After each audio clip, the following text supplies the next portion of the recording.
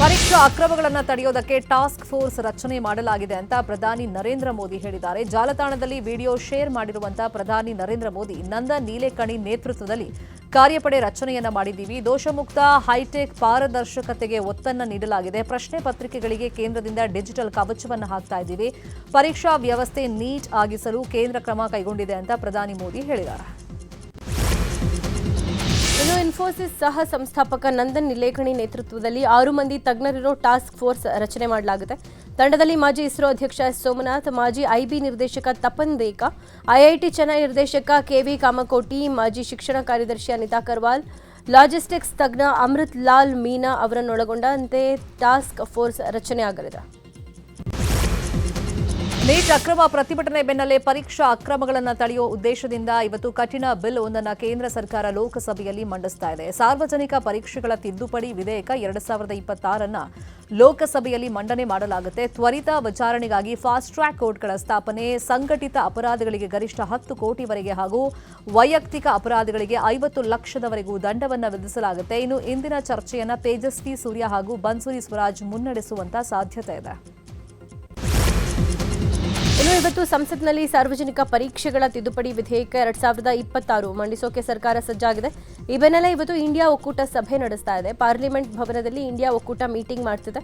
ಸರ್ಕಾರವನ್ನ ಕಟ್ಟಿ ಹಾಕುವ ಕುರಿತಂತೆ ಚರ್ಚೆ ನಡೀತಾ ಇದೆ. ಮೋದಿ ಅವರು ಮಕ್ಕಳ ಭವಿಷ್ಯದ ದೃಷ್ಟಿಯಿಂದ ಮಹತ್ವದ ನಿರ್ಣಯವನ್ನ ತೆಗೆದುಕೊಂಡಿದ್ದಾರೆ ಅಂತ ಮಾಜಿ ಸಚಿವ ಶ್ರೀರಾಮುಲು ಹೇಳಿದ್ದಾರೆ. ಬಳ್ಳಾರಿಯಲ್ಲಿ ಮಾತನಾಡಿದಂತ ಅವರು, ನೀಟ್ ವಿಚಾರದಲ್ಲಿ ಸಾಕಷ್ಟು ಗೊಂದಲ ಸೃಷ್ಟಿಯಾಗಿತ್ತು. ಈ ಮಧ್ಯೆ ಪ್ರಧಾನಿ ದಿಟ್ಟ ನಿರ್ಧಾರವನ್ನು ಕೈಗೊಂಡಿದ್ದಾರೆ. ನಂದನ್ ನೀಲೇಕಣಿ ನೇತೃತ್ವದಲ್ಲಿ ಪರೀಕ್ಷೆ ಸುಧಾರಣೆ ಕುರಿತಂತೆ ವಿಶೇಷ ಕಾರ್ಯಪಡೆ ರಚನೆ ಮಾಡಿದ್ದಾರೆ. ಮಕ್ಕಳ ಭವಿಷ್ಯದ ಹಿತದೃಷ್ಟಿಯಿಂದ ಶಾಸನಬದ್ಧವಾದ ನಿರ್ಣಯವನ್ನ ತಗೊಂಡಿದ್ದಾರೆ ಅಂತ ಹೇಳಿದರು.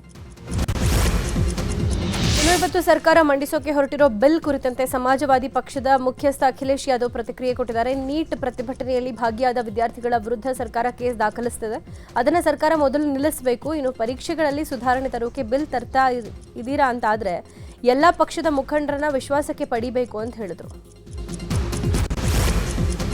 ಇದೀಗ ಮಳೆ ಮತ್ತು ಬರದ ಪ್ರಮುಖ ಸುದ್ದಿ. ರಾಜ್ಯಕ್ಕೆ ಇವತ್ತು ಹಾಗೆಯೇ ನಾಳೆ 2 ದಿನ ಮಳೆ ಅಲರ್ಟ್ ಅನ್ನು ನೀಡಲಾಗಿದೆ. ರಾಜ್ಯದ 14 ಜಿಲ್ಲೆಗಳಿಗೆ ಯೆಲ್ಲೋ ಅಲರ್ಟ್ ಅನ್ನು ನೀಡಲಾಗಿದೆ. ಬೀದರ್, ಕಲಬುರಗಿ, ಯಾದಗಿರಿ, ರಾಯಚೂರು, ವಿಜಯಪುರ, ಬಾಗಲಕೋಟೆ, ಬೆಳಗಾವಿ, ಕೊಪ್ಪಳ, ಗದಗ, ಧಾರವಾಡ, ಹಾವೇರಿ, ಉತ್ತರ ಕನ್ನಡ, ಉಡುಪಿ, ದಕ್ಷಿಣ ಕನ್ನಡ ಜಿಲ್ಲೆಗಳಿಗೆ ಯೆಲ್ಲೋ ಅಲರ್ಟ್ ಅನ್ನು ನೀಡಲಾಗಿದೆ. ಮಳೆ ಬಗ್ಗೆ ಜನರು ಎಚ್ಚರದಿಂದ ಇರುವಂತೆ ಹವಾಮಾನ ಇಲಾಖೆ ಹೇಳಿದೆ. ಕೊಪ್ಪಳ, ವಿಜಯನಗರ ಭಾಗದಲ್ಲಿ ಭೀಕರ ಬರದ ಛಾಯೆ ಆವರಿಸಿದೆ. ತುಂಗಭದ್ರಾ ನದಿ ಪಾತ್ರದಲ್ಲಿ ರೈತರಿಗೆ ಆತಂಕ ಎದುರಾಗಿದೆ. ಟಿಬಿ ಡ್ಯಾಂನಲ್ಲಿ ಕಡಿಮೆ ನೀರು ಸಂಗ್ರಹ ಆಗಿದೆ. ಡ್ಯಾಂನಲ್ಲಿ ನೀರು ಕಡಿಮೆಯಾಗಿ ಜಲಾಶಯ ಆಶ್ರಿತ ಭೂಮಿಯಲ್ಲಿ ಬೆಳೆ ಒಣಗ್ತಾ ಇದೆ.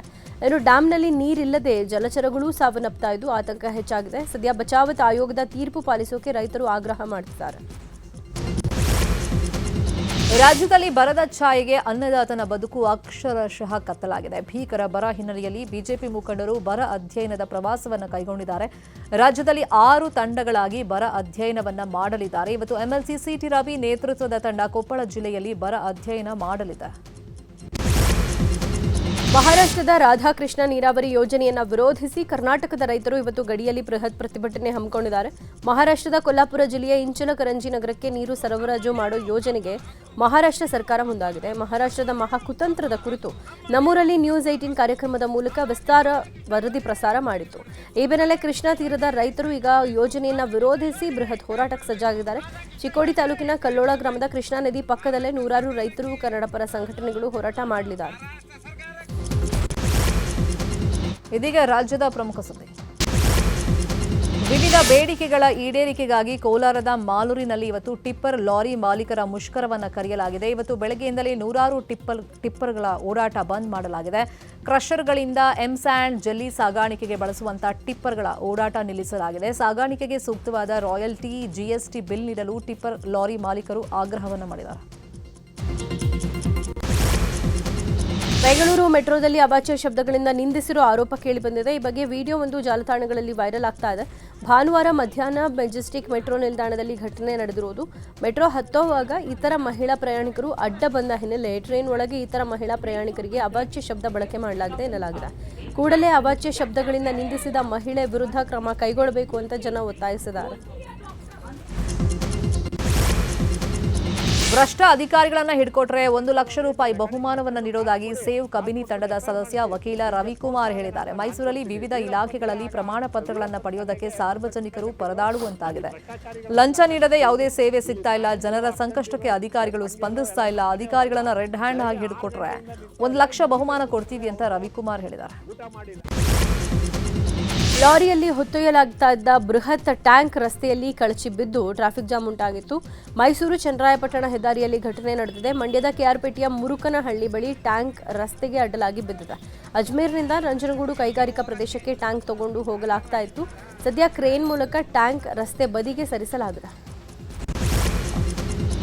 ಬೆಳಗಾವಿ ಜಿಲ್ಲೆಯ ಖಾನಾಪುರ ತಾಲೂಕಿನಲ್ಲಿ ರಸ್ತೆಗಳು ಸಂಪೂರ್ಣವಾಗಿ ಹಾಳಾಗಿವೆ. ರಸ್ತೆ ದುರಸ್ತಿ ಮಾಡಿಸೋದಕ್ಕೆ ಶಾಸಕರ ಆದಿಯಾಗಿ ಯಾರೂ ಮುಂದೆ ಬರ್ತಾ ಇಲ್ಲ. ಜನಪ್ರತಿನಿಧಿಗಳಿಗೆ ಮನವಿ ಮಾಡಿ ಸಾಕಾಗಿದೆ.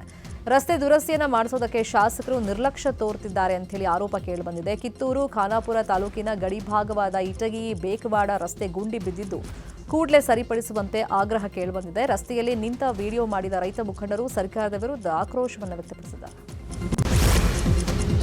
ಆಗಸ್ಟ್ 1ನೇ ತಾರೀಕು ಪ್ರಧಾನಿ ನರೇಂದ್ರ ಮೋದಿ ಮೈಸೂರಿಗೆ ಬರ್ತಿದ್ದಾರೆ. ಪ್ರಧಾನಿ ಮೋದಿ ಆಗಮನದ ಹಿನ್ನೆಲೆ ಮೋದಿ ಸಂಚರಿಸೋ ಮಾರ್ಗಗಳನ್ನು ಸೌಂದರ್ಯೀಕರಣ ಮಾಡಲಾಗ್ತಾ ಇದೆ. ಡಾಂಬರೀಕರಣ, ಗೋಡೆಗಳಿಗೆ ಬಣ್ಣವನ್ನು ಬಳಿಯಲಾಗ್ತಾ ಇದೆ. ಇನ್ನು ಫುಟ್ಪಾತ್ನಲ್ಲಿರೋ ಅಂಗಡಿಗಳನ್ನು ತೆರವು ಮಾಡಲಾಗ್ತಾ ಇದೆ. ಮಹಾನಗರ ಪಾಲಿಕೆ ಆಯುಕ್ತೆ ಸವಿತಾ ಖುದ್ದು ಎಲ್ಲ ಕಾಮಗಾರಿಗಳನ್ನು ಪರಿಶೀಲನೆ ಮಾಡ್ತಿದ್ದಾರೆ. ಯಾವುದೇ ಲೋಪದೋಷಗಳಾಗದಂತೆ ಅಧಿಕಾರಿಗಳಿಗೆ ಖಡಕ್ ಎಚ್ಚರಿಕೆ ಕೊಟ್ಟಿದ್ದಾರೆ.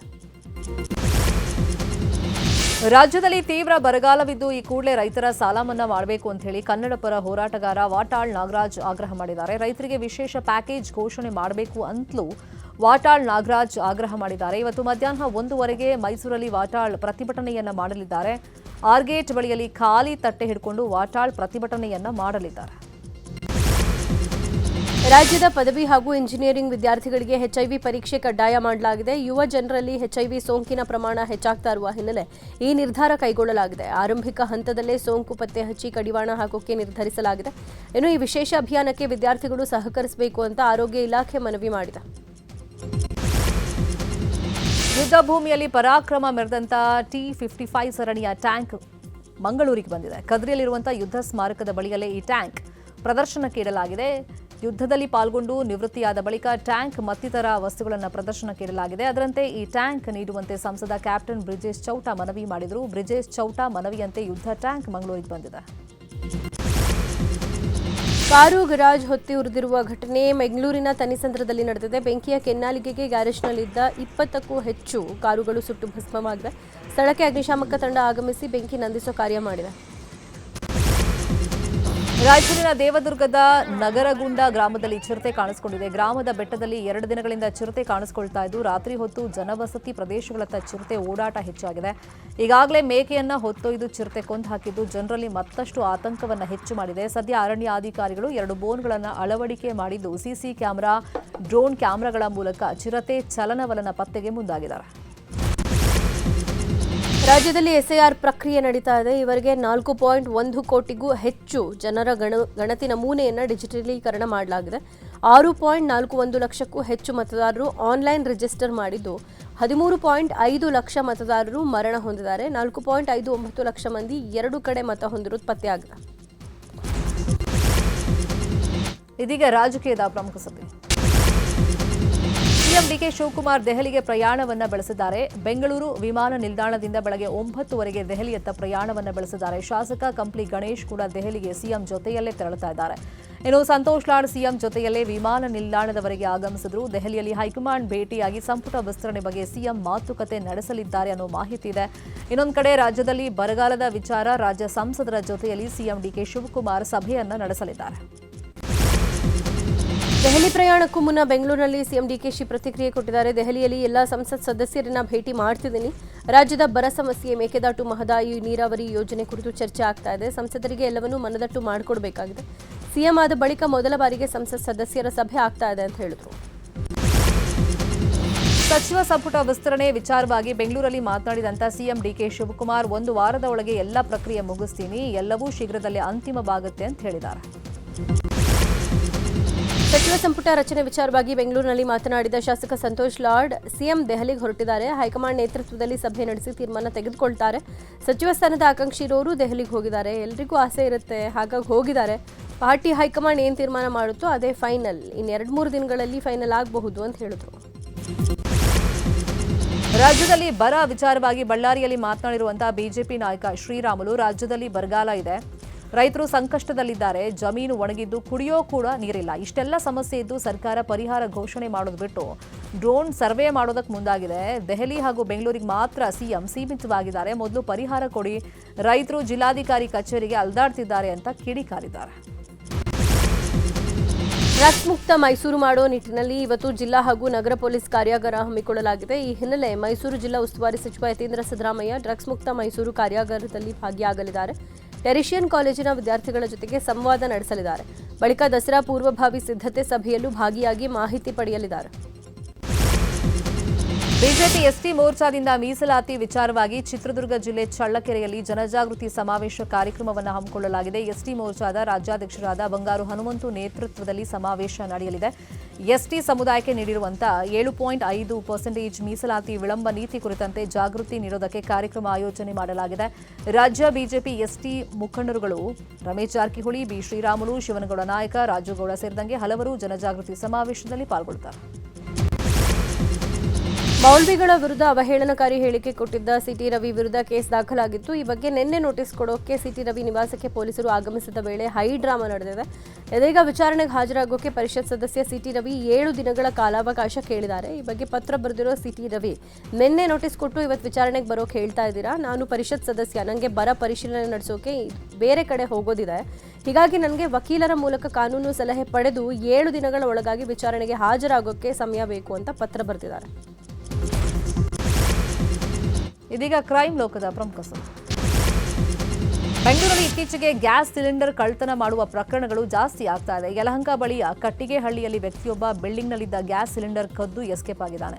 ಕಾಂಪೌಂಡ್ ಹಾರಿ ಒಳನುಗ್ಗಿದ ವ್ಯಕ್ತಿ ಸ್ವಲ್ಪ ಸಮಯದ ನಂತರ ಗ್ಯಾಸ್ ಸಿಲಿಂಡರ್ ಆಫ್ ಮಾಡಿ ಆ ಬಳಿಕ ನಿರಾಯಾಸವಾಗಿ ಅದನ್ನು ಎತ್ಕೊಂಡು ಹೋಗಿದ್ದಾನೆ. ಬೆಳಗ್ಗೆ 6ರಿಂದ 7 ಗಂಟೆ ಸುಮಾರು ಕಳ್ಳತನ ಆಗಿದೆ. ನಿವಾಸಿಗಳು ಯಲಹಂಕ ಪೊಲೀಸರಿಗೆ ಮಾಹಿತಿ ಕೊಟ್ಟಿದ್ದಾರೆ. ಕೆಲ ತಿಂಗಳ ಹಿಂದೆಷ್ಟೇ ಗ್ಯಾಸ್ ಅಭಾವದ ಸಮಯದಲ್ಲೂ ಇದೇ ರೀತಿ ಕಳ್ಳತನ ಆಗಿತ್ತು. ಕಾಡು ಹಂದಿ ಶಿಕಾರಿಗೆ ಹಾಕಿದ್ದ ವಿದ್ಯುತ್ ತಂತಿಯನ್ನು ಸ್ಪರ್ಶಿಸಿ ಕರಿಯಪ್ಪನವರು ಸಾವನ್ನಪ್ಪಿರೋ ಘಟನೆ ಚಿಕ್ಕಮಗಳೂರು ಜಿಲ್ಲೆ ಕಡೂರು ತಾಲೂಕಿನ ದೊಣ್ಣೆಕೋರನಹಳ್ಳಿ ಗ್ರಾಮದಲ್ಲಿ ನಡೆದಿದೆ. ಇನ್ನು ಮೃತ ವ್ಯಕ್ತಿಯನ್ನ ಯಾರಿಗೂ ತಿಳಿಯದಂತೆ ಹೂತು ಹಾಕಲಾಗಿದೆ.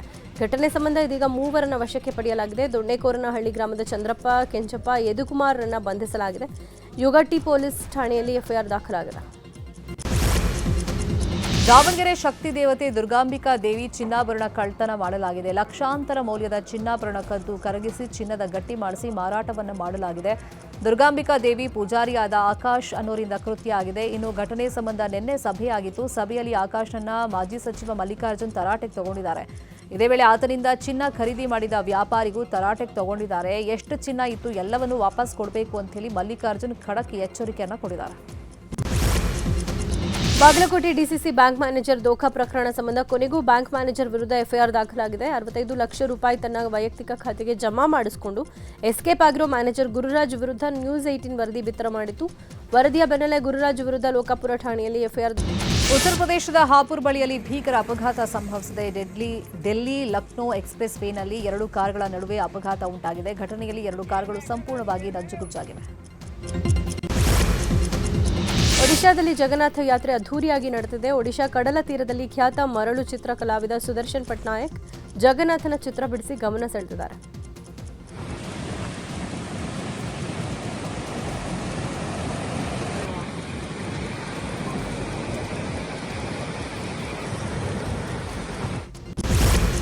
ಪೆದ್ರಿ ಸಿನಿಮಾದ ಶೂಟಿಂಗ್ ಸಮಯದಲ್ಲಿ ನಟ ರಾಮ್ ಚರಣ್ ಮೊಣಕೈಗೆ ಪೆಟ್ಟಾಗಿತ್ತು. ಇವತ್ತು ರಾಮ್ ಚರಣ್ ಕೊಯಮತ್ತೂರಿನ ಖಾಸಗಿ ಆಸ್ಪತ್ರೆಯಲ್ಲಿ ಶಸ್ತ್ರಚಿಕಿತ್ಸೆಗೆ ಒಳಗಾಗ್ತಾ ಇದ್ದಾರೆ.